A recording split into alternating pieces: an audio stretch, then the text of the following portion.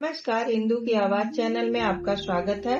हमारी आज की कहानी है घर वापसी। 55 वर्षीय कोमल जी आज सुबह से ही गहन सोच में गुम थी। किसी काम में उनका मन नहीं लग रहा था। उन्हें बेचैन देखकर उनके 80 वर्षीय बुजुर्ग पिता बोले, क्या हुआ कोमल, कोई परेशानी है क्या?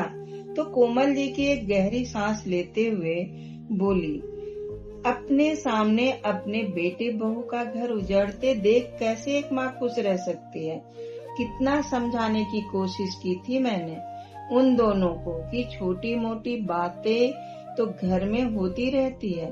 झगड़े को जितना खींचा जाए उतना ही बढ़ता जाता है, लेकिन कहाँ सुनते हैं। आजकल के बच्चे तो कोर्ट की हेयरिंग है और उसके बाद हमेशा के लिए अलग हो जाएंगे। वह दोनों कोमल जी की बात का जवाब देते हुए उनके पिता बोले, बेटी 17 साल पहले और तेरी माँ भी ठीक ऐसे ही मानसिक पीड़ा से गुजर रहे थे जब तुमने अपने पति से अलग होने का मन बना लिया था और उससे तलाक लेने का फैसला कर लिया था। हमने भी तो तुम्हें बहुत समझाने की कोशिश की थी, लेकिन जब तुम उस वक्त नहीं मानी तो आपने बेटी से कैसे उम्मीद कर सकती हो कि वह तुम्हारी बात को समझे। आज 17 साल बाद इतिहास खुद को दोहरा रहा है बेटी। पिता की बात सुनते ही कोमल जी की आंखें आंसुओं से भर आई। तभी उनके पिता बोले, लेकिन बेटी मुझे लगता है कि ऐसे समय में तुम्हें रोहन के साथ होना चाहिए। आप ठीक कह रहे हैं बाबूजी, मैं कल सुबह ही दिल्ली के लिए रवाना हो जाऊंगी। दरअसल जब कोमल की पति सुशांत जी से तलाक हुआ था उस समय उनका बेटा रोहन 10 साल का था। माँ बाप के अलग होने से रोहन अंदर ही अंदर डिस्टर्ब रहने लगा था। इस बात के लिए वह अपनी माँ से उखड़ा उखड़ा रहता था। तलाक के बाद से कोमल जी ने अपने बेटे को लेकर मायके में ही रह रही थी। पढ़ाई लिखाई करने के बाद रोहन ने दिल्ली में ही नौकरी ज्वाइन कर ली थी और वही सेटल हो गया। कोमल जी और सुशांत जी को अलग हुए 17 साल बीत चुके थे और 17 साल बाद आज उनके बेटे की गृहस्थी भी उजड़ने की कगार पर थी।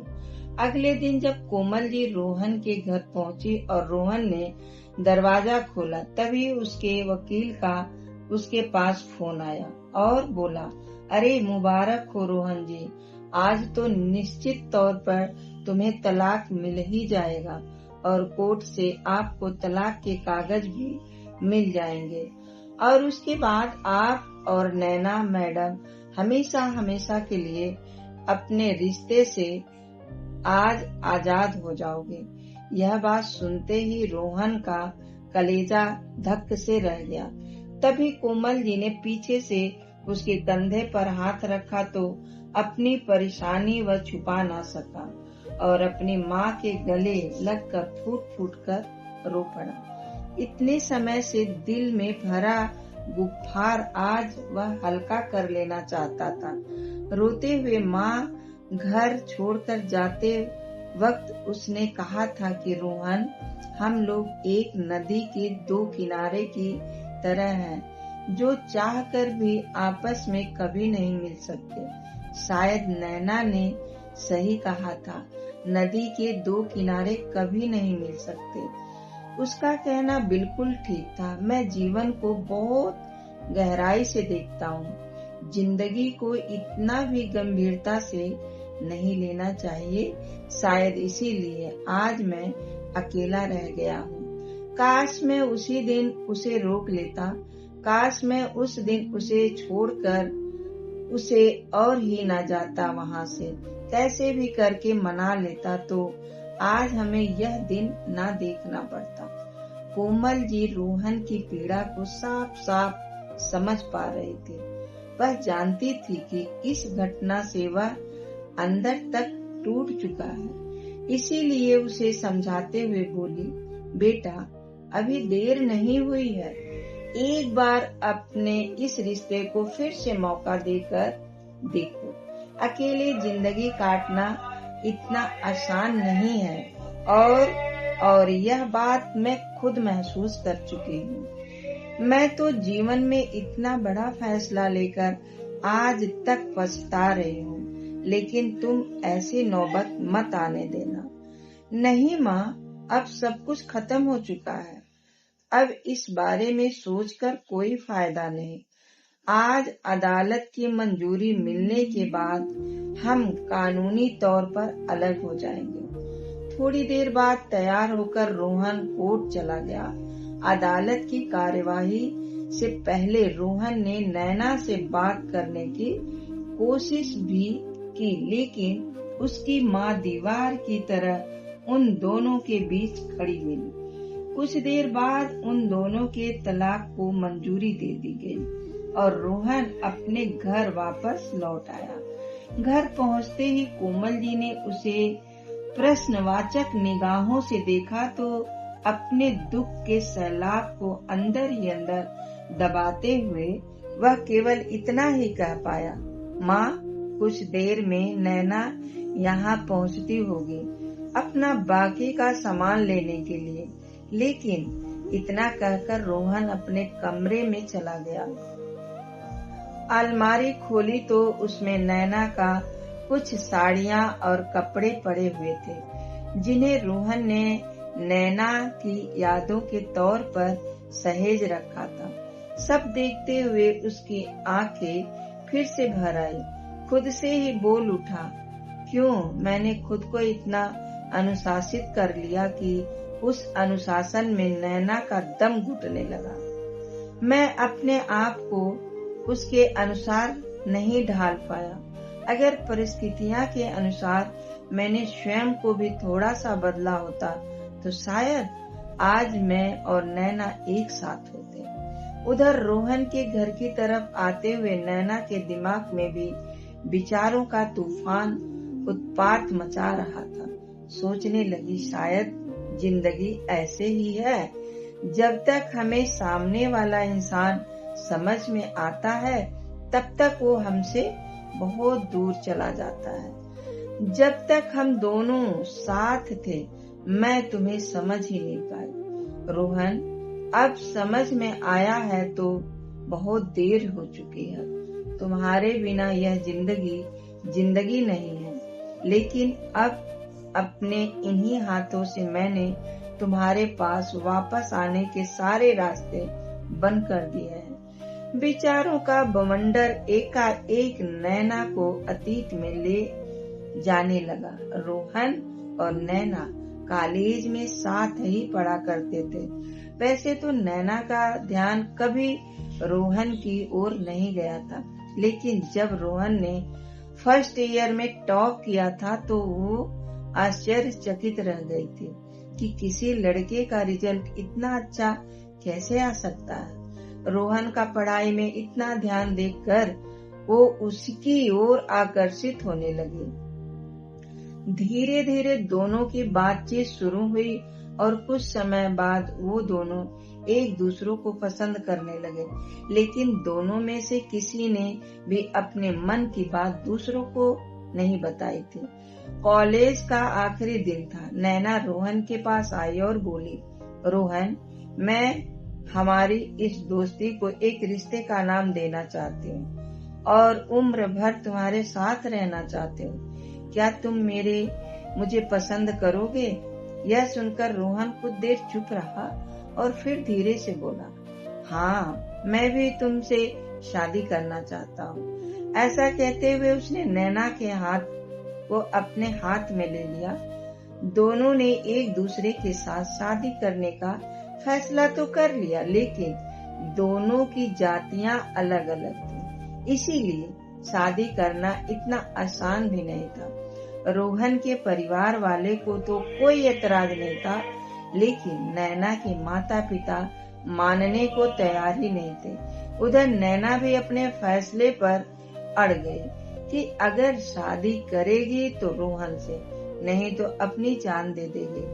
आखिरकार नैना के माता पिता ने भी बूझे मन से इस रिश्ते को स्वीकार कर ली लेकिन कभी रोहन को दिल से अपना नहीं पाए। कॉलेज पास करने के 2 साल बाद नैना और रोहन की शादी हो गई।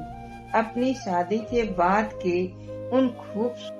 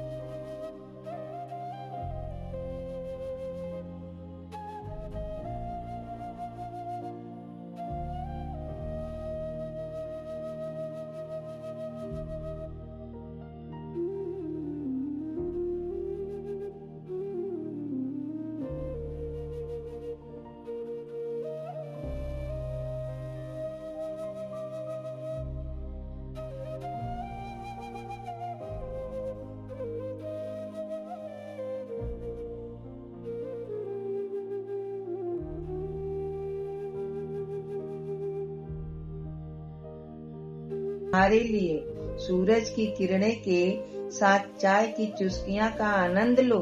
तभी नैना बड़ी मुश्किल से नींद के आगोश से बाहर निकली और बोली, good morning my dear husband. लगता है आज भी सुबह सवेरे उठकर आपने अपने सारे काम निपटा दिए। जी हाँ नैना जी, सारे काम हो चुके हैं। योग, प्राणायाम, घर की सफाई, बर्तन, कपड़े, झाड़ू, पोछा भी सब निपटा दिया हूँ मैंने। हाँ, कपड़े सुखाना बाकी रह गया है। तो नैना बोली, अरे रोहन, क्यों तुम सुबह सुबह अपनी नींद खराब करके अकेले इन सब कामों में लगे रहते हो? तुम्हारे ऑफिस जाने के बाद मैं सारा काम कर लेती। तुम अपना ऑफिस का काम संभाल करो, घर के काम की चिंता मत किया करो। तो रोहन बोला, अरे मैडम नैना, मुझे सभी कार्य सही समय पर करना बहुत अच्छा लगता है। सही समय पर सभी कार्य हो जाते हैं तो परिणाम अच्छे मिलते हैं। अब प्रकृति को ही देख लो, अपने सभी काम सही समय पर करती है ना प्रकृति। यह प्रकृति कौन है? नैना ने भोह चढ़ाते हुए पूछा। तो रोहन बोला, अरे नैना जी, प्रकृति यानी कुदरत, नेचर। जैसे कि सूरज अपने समय पर उगता है, अस्त होता है। धरती अनुशासन से अपनी दूरी पर घूम रही है, नदी अपनी गति से बहती जा रही है। इसीलिए मनुष्य को भी अपना काम सही समय पर करना चाहिए। और वैसे भी यह सब काम करने में मेरा बहुत फायदा है। अच्छा, तुम्हारा फायदा कैसे है? नैना ने उत्सुकता से पूछा। तो रोहन बोला, आप ही देखिए, एक तो हर रोज की दिनचर्या बनी रहती है तो आदत अच्छी बन जाती है, और दूसरा सुबह सुबह सारे घर के काम करके अच्छा खासा व्यायाम हो जाता है तो सेहत का भी फायदा हो गया। और फिर अगर हम अपने श्रीमती जी के हिस्से का कुछ काम कर लेंगे तो उससे हमारी श्रीमती जी भी खुश हो जाएंगे, और अगर वह खुश हो गई तो हमारा तो फायदा ही फायदा है। अच्छा, तो यह बात है, नैना मुस्कुराते हुए बोली। तो रोहन ने कहा, और वैसे भी यह घर मेरा भी तो है। तो नैना ने कहा, तुम्हारा भी तो क्या? क्या मतलब है? यह घर तो तुम्हारा ही है ना? नैना जी, सिर्फ मेरा नहीं, यह घर हम दोनों का है, हमारे सपनों का घर, और हम दोनों से ही है। यह घर घर है, वरना ईंटों से बनी इमारत में रखा ही क्या है। और श्रीमती जी, जब यह घर हम दोनों का है तो इसका काम अकेले आप ही क्यों करें? और फिर यह कहाँ लिखा है कि घर के सभी काम औरत को ही करने चाहिए? आदमी को क्यों नहीं? पत्नी ही उम्र भर बर्तन कपड़े धोते रहे, कभी आदमी नहीं धो सकते? और नैना, काम तो काम होता है, जिसके पास समय है वह कर सकता है। अच्छा, अब यह बताओ, चाय कैसी लगी? अरे पति देवी, चाय आप बनाए और मुझे पसंद ना आए, ऐसा कभी हो सकता है क्या? नैना मुस्कुराते हुए कहा। तो रोहन बोला, बस यही मुस्कान पर ही तो मैं मर मिटा हूँ। ओह रोहन, अब यह मुस्कान कौन है? आपकी यह प्यारी सी स्माइल। कहते हुए रोहन ने नैना को गले से लगा लिया। फिर नैना बोली, अच्छा रोहन, दिवाली आ रही है ना, तो शाम को मेरे मम्मी पापा मिठाई देने घर आएंगे, तो तुम जल्दी आ जाना। और चिंता मत कीजिए श्रीमती जी, मैं जल्दी भी घर आऊंगा और उनके लिए अपने हाथों से खास पकवान भी तैयार करूंगा। उंगलियां चाटते रह जाएंगे आपके घर वाले। और जब शाम को नैना के घर से उसके मम्मी पापा आए तो रोहन की आवा भगवत देखकर तो उसकी तारीफों की पुल ही बांधते रह गए। दिन यूं ही बीतने लगे, लेकिन एक दिन जब रोहन शाम को ऑफिस से घर लौटा तो नैना उस समय अपने मोबाइल में व्यस्त थी, शायद सहेलियों के साथ चैट कर रही थी। घर आते ही जलने की बदबू आने के कारण रोहन सीधा रसोई घर में गया और गैस बंद करके बाहर आया और बोला, नैना, रसोई घर में सारी सब्जी जल गई और तुम यहाँ फोन पे मशगूल हो रही हो। कितनी बार कहा है कि फोन में इतना मत खो जाया करो कि असल दुनिया से नाता ही तोड़ लो।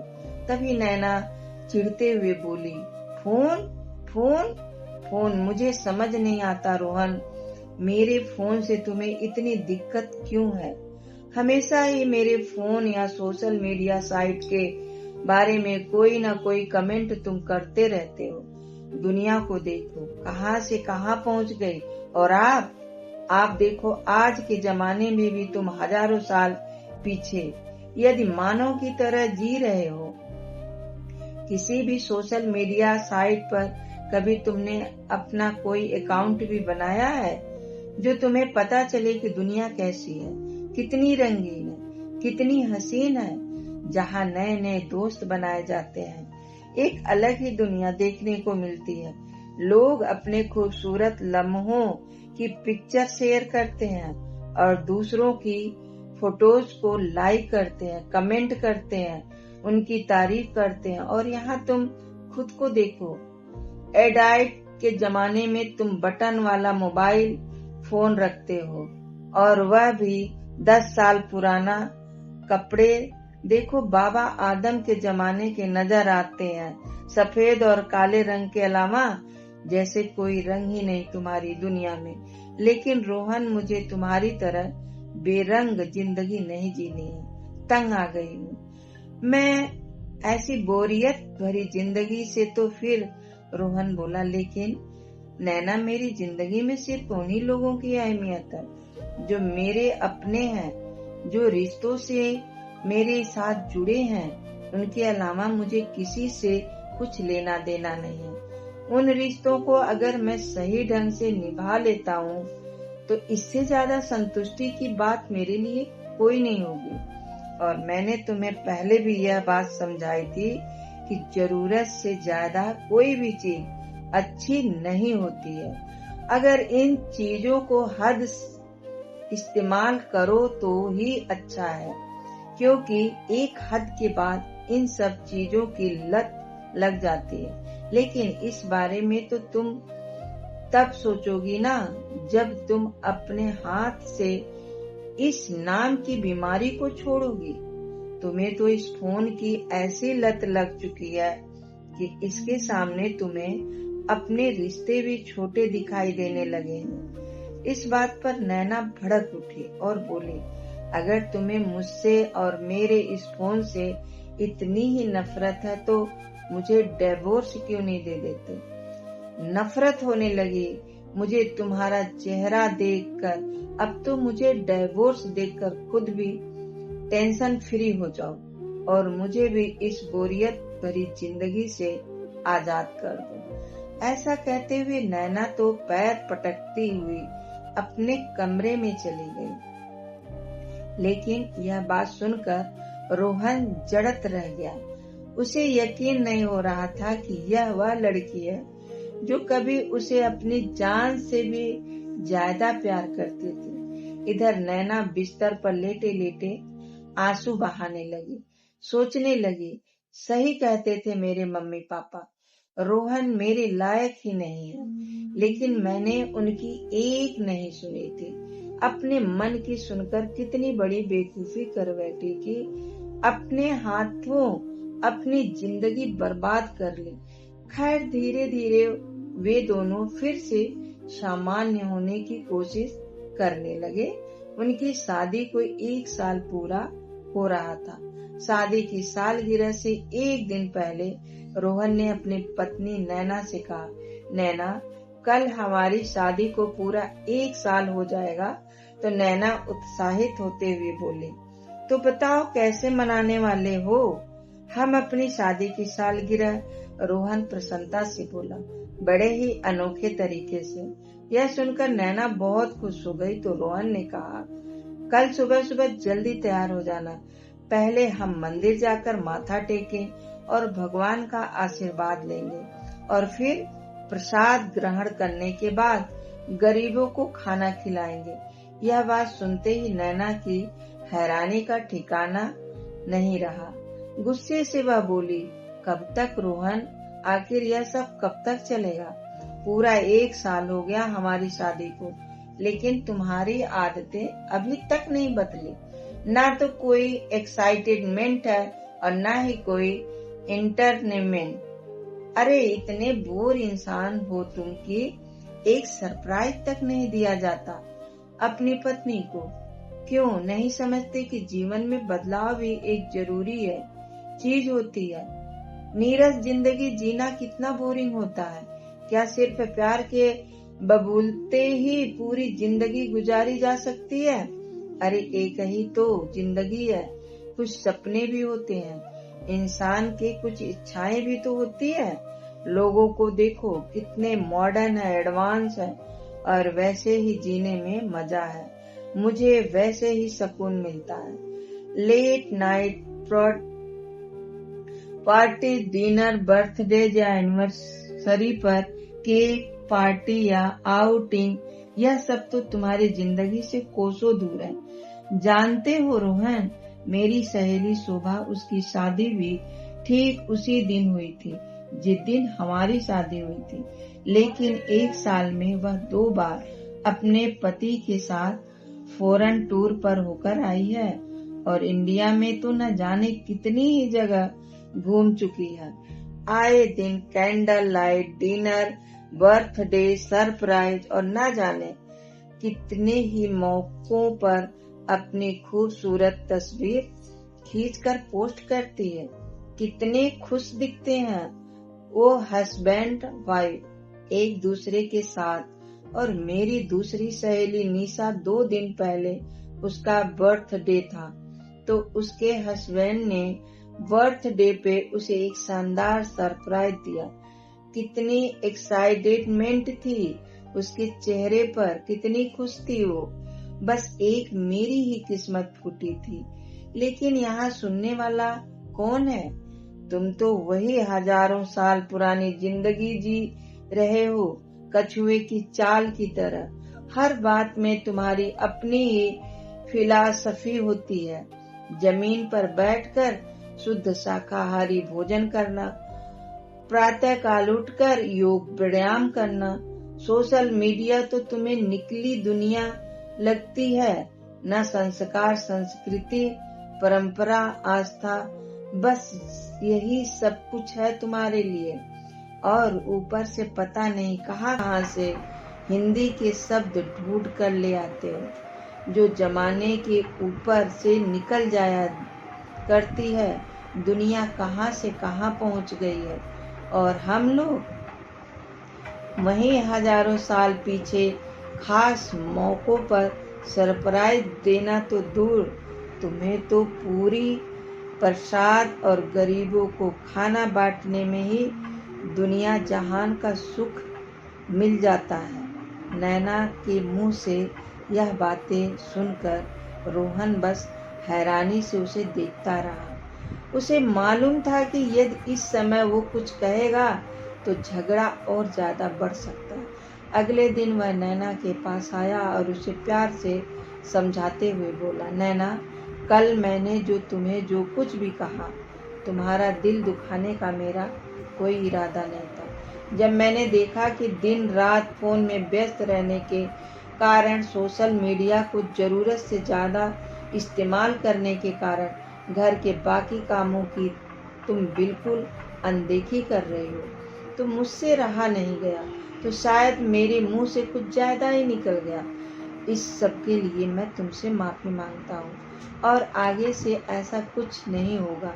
इसके लिए मैं तुमसे भी एक गुजारिश करता हूँ कि इस नकली दुनिया से समय रहते ही बाहर आ जाओ। देखो नैना, सोशल मीडिया के जिन दोस्त के साथ अपनी पोस्ट शेयर करके उनके लाइक्स हासिल करके तुम्हें खुशी होती है ना, जब सच में तुम्हें जिंदगी में किसी भी दोस्त की जरूरत हो, तो मैं दावे के साथ कह सकता हूँ कि इनमें से कोई भी तुम्हारे पास नहीं होगा। कोई नहीं आएगा तुम्हारी मदद करने। तुम्हारे साथ खड़े होंगे तो सिर्फ तुम्हारे अपने, जिनके साथ तुमसे रिश्ते जुड़े हैं, जो सच में तुम्हारी फिक्र करते हैं। इसलिए वक्त रहते ही स्वयं को संभालो, अपनी असल दुनिया के बारे में सोचो, अपने रिश्ते के बारे में सोचो। एक बात और कहूँगा नैना, दूर से देखना ने पर हमें बाकी लोगों की लाइफ बहुत परफेक्ट लगती है ना। हमें ऐसे लगता है कि कितनी खुशहाल जिंदगी बिता रहे हों हमारे आसपास, और इस दुनिया के लोग कितने हंसते हुए नजर आते हैं। वो लोग उन तस्वीरों में जो भी हो वो सोशल मीडिया पर पोस्ट करते हैं। लेकिन नैना, हमें यह भी सोचना चाहिए कि कोई भी इंसान अपने परिवार वालों से झगड़ा करते हुए फोटो खींचकर सोशल मीडिया पर नहीं डालता। जब वह दुखी होता है, उदास होता है, उस पल तस्वीर खींचकर वह सोशल मीडिया पर अपने दोस्तों के साथ साझा नहीं करता। इसलिए यह बात दिमाग से निकाल देनी चाहिए कि सबकी जिंदगी रोमांचक और उत्साह से भरपूर है और हम उनके मुकाबले नीरस जिंदगी जी रहे हैं। लड़ाई झगड़े किस घर में नहीं होते नैना? छोटी मोटी बातें तो हर घर में होती है, लेकिन इन बातों का इतना बड़ा बना देना कि इंसान अलग होने के बारे में सोचने लगे, डिवोर्स जैसे ऑप्शन के बारे में सोचे, तो यह गलत है ना। जो हुआ वह दोबारा नहीं होगा। अगर हम यह ठान ले तो फिर से हमारी जिंदगी खुशहाल हो जाएगी। यह जिंदगी का एक बहुत बड़ी किताब की तरह है। कल जो कुछ भी हमारी जिंदगी में हुआ वह सिर्फ एक पन्ने की तरह था, और यदि किसी किताब का एक पन्ना फट जाता है या खराब हो जाता है तो हम उसके लिए पूरी किताब को तो नहीं फेंक देते हैं। इसलिए हमें अपने रिश्ते के साथ भी ऐसा नहीं करना चाहिए। अब मैं ऑफिस चलता हूँ, मुझे देर हो रही है। शाम को आकर मिलते हैं। और मुझे वही पहले जैसे हंसती खिलखिलाती हुई नैना चाहिए। उस समय तो रोहन ऑफिस चला गया, लेकिन शाम को जैसे ही घर लौटा तो देखकर दंग रह गया। नैना अपना पैक कर रही थी। उसे देखते ही रोहन बोला, नैना, कहाँ जाने की तैयारी है? क्या मायके से तुम्हारी माँ का फोन आया था? चलो अच्छा है, कुछ दिन माँ के साथ बिताओगी तो तुम्हारा मूड भी अच्छा हो जाएगा। तभी नैना बोली, जी नहीं, मैं कुछ दिनों के लिए नहीं बल्कि हमेशा हमेशा के लिए जा रही हूँ। अब मैं यहाँ कभी वापस नहीं आऊंगी। नैना की यह बात सुनकर रोहन हैरत में पड़ गया। उसे तो जैसे काटो तो खून नहीं, फिर खुद को संभालते हुए बोला, नैना, तुम ही तो कहती हो कि एक ही जिंदगी है, फिर यह भी तो सोचो कि क्या यह जिंदगी हमें लड़ने झगड़ने के लिए मिली है? हम प्यार से समझदारी से एक साथ रह भी तो जी सकते हैं ना। फिर ऐसा माहौल क्यों बनाना? देखो नैना, मेरी बात समझने की कोशिश करो। तभी रोहन की बात को काटते हुए नैना, वो कुछ नहीं समझना है मुझे अपने भाषण तुम अपने पास ही रखो। तो मैं सिर्फ इतना जानती हूँ कि जो इंसान मेरी ख्वाहिशों को पूरा नहीं कर सकता, जिसकी नज़रों में मेरे सपने की कोई कदर नहीं, उस इंसान के साथ रहकर मैं अपनी जिंदगी बर्बाद नहीं कर सकती। ऐसा कहते हुए जैसे ही नैना अपना बैग उठाने लगी तो रोहन बोला, ठीक है नैना, अगर मैं इतना ही बुरा लग रहा हूँ तो तुम यह घर छोड़कर जा सकती हो, लेकिन एक बात याद रखना, फिर इस घर के दरवाजे हमेशा के लिए बंद हो जाएंगे। तुम चाह कर भी मेरी जिंदगी में कभी अपनी जगह नहीं बना पाओगे। तो नैना ने गुस्से में कहा, तुम जैसे इंसान की जिंदगी में वापस आना भी कौन चाहता है? यहाँ वापस आने से बेहतर है कि मैं अपनी जिंदगी खत्म कर दूं। ऐसा कहते हुए नैना रोहन का घर छोड़कर हमेशा हमेशा के लिए चली गई। आखिरकार नौबत तलाक तक आ पहुंची। पिछली बातों में खोई नैना अचानक से अपने वर्तमान में आ गई। जब रोहन के घर के बाहर पहुंचकर ड्राइवर ने टैक्सी को ब्रेक लगाई। जैसे ही दरवाजे पर पहुंचकर नैना ने बेल जताई तो उसकी नज़र घर की नेम प्लेट पर पड़ी, जहां लिखा था नैना और रोहन का आशियाना। देखते ही उसकी आंखें भर आई। बेल बजाने पर कोमल जी ने दरवाजा खोला तो नैना ने उनके पैर छुए और हमेशा की तरह सदा सुहागन रहो का आशीर्वाद उन्होंने अनायास ही दे दिया। तो नैना हैरानी से उनकी ओर देखने लगी। उसी समय नैना का मोबाइल बज उठा।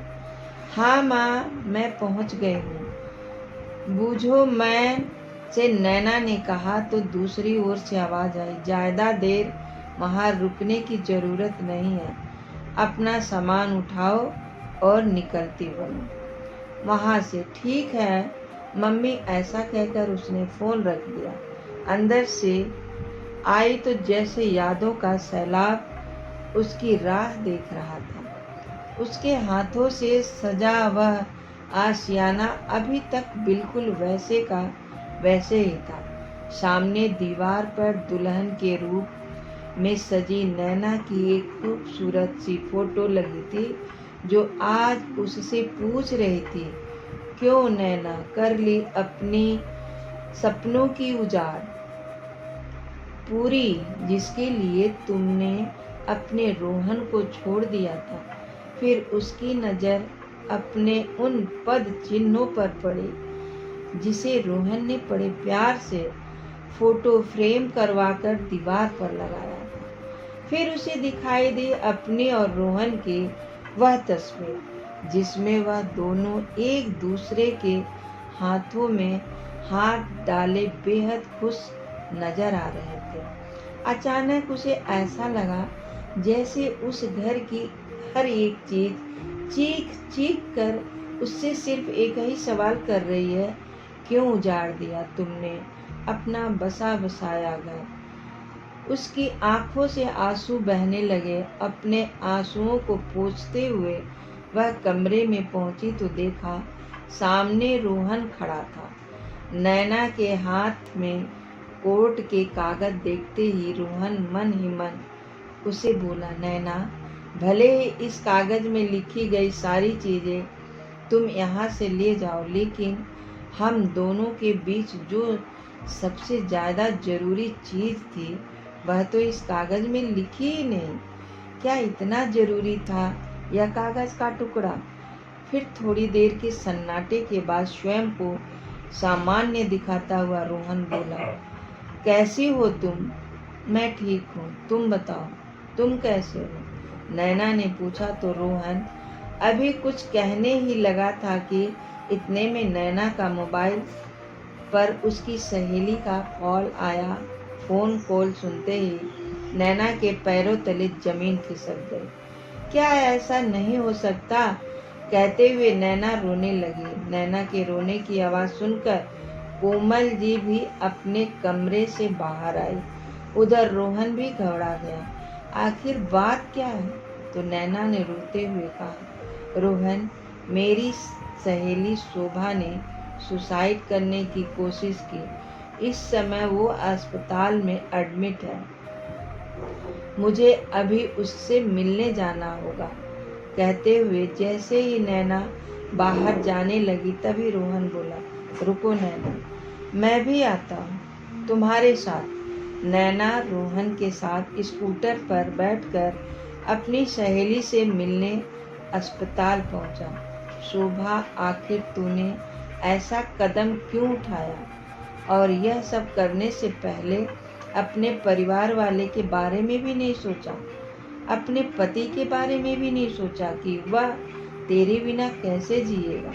तो शोभा बोली, अरे उसी ने तो मुझे मजबूर किया मुझे यह कदम उठाने को। यह सुनते ही नैना आश्चर्यचकित रह गई और फिर बोली, लेकिन ऐसा कैसे हो सकता है? तुम तो एक दूसरे के साथ बहुत खुश थे ना? तो शोभा फीकी सी मुस्कान के साथ बोली, अरे कैसी खुशी यार, एक औरत को तो चाहे जितना ही ऐशो आराम क्यों ना मिल जाए, लेकिन अगर उसे पति का प्यार ही ना मिले तो क्या फायदा ऐसी जिंदगी जीने का? उन्हें तो कोई और ही लड़की पसंद है। फिर मैं जीकर क्या करूं?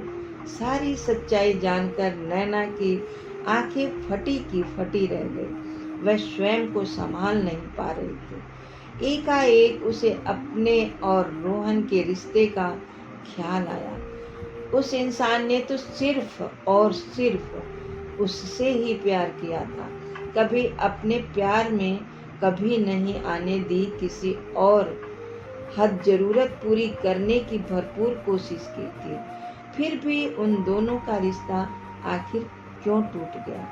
थोड़ी देर बाद नैना और रोहन अस्पताल से बाहर आए तो रोहन ने पूछा, कहाँ जाना है नैना? अगर तुम ठीक महसूस नहीं कर रही हो तो मैं तुम्हारे घर छोड़ देता हूँ, अपना सामान तुम कल ले लेना। तो नैना बोली, नहीं रोहन, तुम्हारे घर चलते हैं। एक बार मैं वापस चली गई तो फिर कभी नहीं आ सकूंगी। रास्ते भर नैना के दिमाग में विचारों का तूफान चलता रहा। सोचने लगी कि ठीक ही तो कहता था रोहन के जो लोग सोशल मीडिया पर खुश नजर आते हैं, जरूरी तो नहीं कि वह असल जिंदगी में भी खुश हों। हम उन्हें देखकर अपनी तुलना उन लोगों से करने लग जाते हैं और चाहते हैं कि हम भी वैसी ही जिंदगी जिए, और इसी जो जत में जो हमारे पास होता है हम उसका भी महत्व नहीं समझ पाते। रास्ते में जब रोहन ने रेड लाइट पर स्कूटर रोका तो नैना ने देखा कि वहीं उनके पास में एक मोटरसाइकिल पर एक नव विवाहित जोड़ा बैठा हुआ था। पति के पीछे बैठी पत्नी अपने पति को कसकर थामे हुए थी। चेहरे पर एक मुस्कुराहट थी, एक सुकून था, मानो उसके साथ रहकर वह पूर्ण रूप से सुरक्षित महसूस कर रही थी। देखते हुए नैना सोचने लगी, कितना मधुर होता है ऐसे इंसान का साथ जो हमसे बेहद प्यार करता हो। कितना बड़ा संबल होता है वह प्यार जिसे पाकर एक औरत अपनी संपूर्ण पीड़ा तक भी भरी जिंदगी जी रही थी। तभी अपने हाथ में कोर्ट के कागज देखते हुए वह मन ही मन बोल उठी, इस कागज के टुकड़े ने मुझसे सिर्फ मेरे प्यार को ही नहीं छीना, बल्कि मेरी हर खुशी, हर त्योहार को हमेशा हमेशा के लिए छीन लिया। उन खूबसूरत पलों को छीन लिया जो कभी हम लोगों ने एक साथ जिए थे। थोड़ी देर बाद वह लोग घर पहुंचे तो रोहन बोला, तुम कमरे से अपना सामान ले लो नैना। और जैसे ही रोहन कोमल जी के पास उनके कमरे में ले जाने लगा तो नैना बोली, रोहन मुझे तुमसे कुछ बात करनी है। रोहन ने नैना की ओर देखते तो आंखों से आंसू बह रहे थे। उसे ऐसे देखकर रोहन सहसा बोला, तुम ठीक हो ना? नैना यहाँ बैठो, क्यों, क्या कहना चाहती हो? रोहन ने पूछा, लेकिन नैना चाहते हुए भी कुछ बोल नहीं पा रहे थे। उसका दिल बैठा जा रहा था। वह सुननची पंडित जा रही थी। थोड़ी देर की चुप्पी के बाद रोहन ने कहा, नैना एक बात पूछूं? इतने महीने हम एक दूसरे के अलग रहे, क्या तुम्हें एक पल के लिए भी ऐसा महसूस नहीं हुआ कि तुम्हें मुझसे बात करनी चाहिए? एक बार मुझे कॉल तो कर लेते।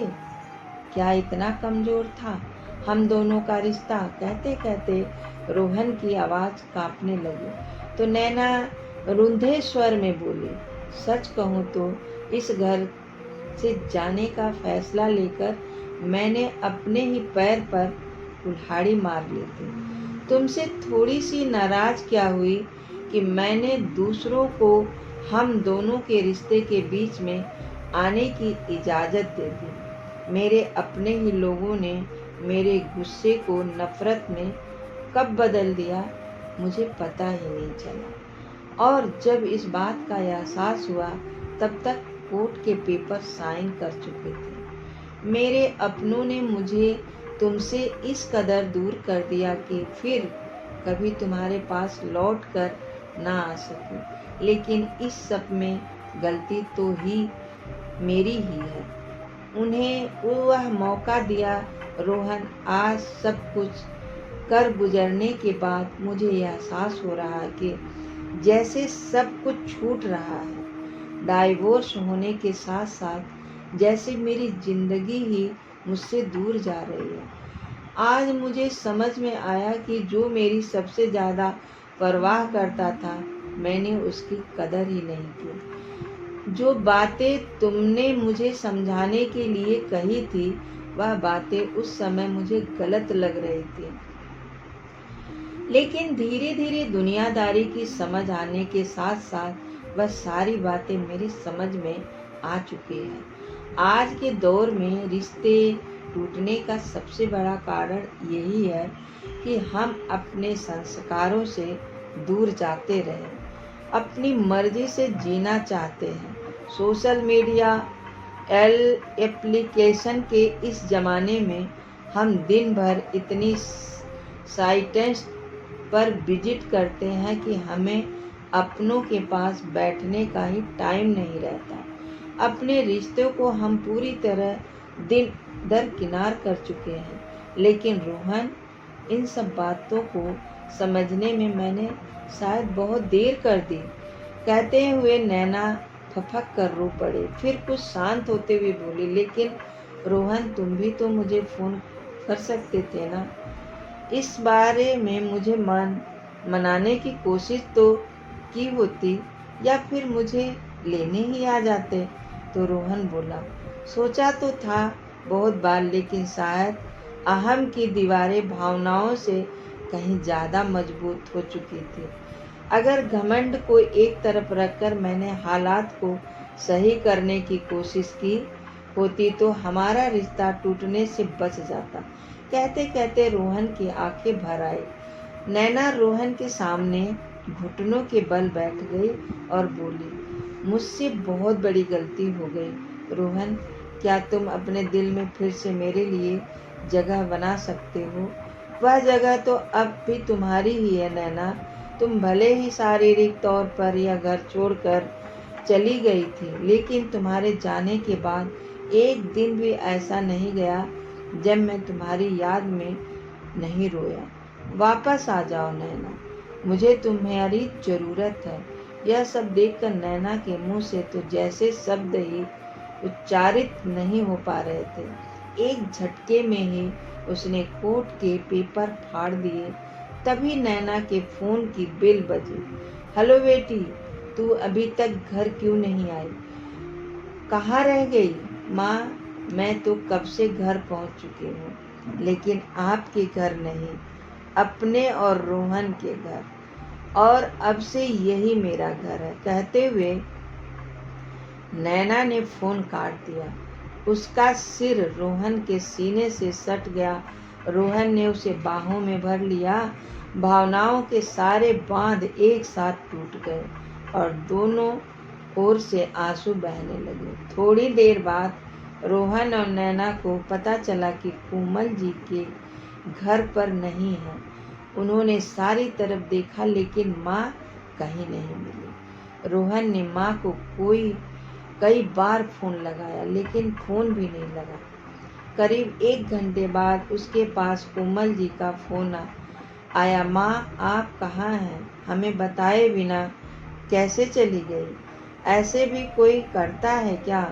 तो दूसरी ओर से उसकी माँ की आवाज आई, बेटा, यूं तो बच्चे अपने माँ बाप से बहुत कुछ सीखते हैं, लेकिन आज मुझे अपने बच्चों से सीखने को मिला।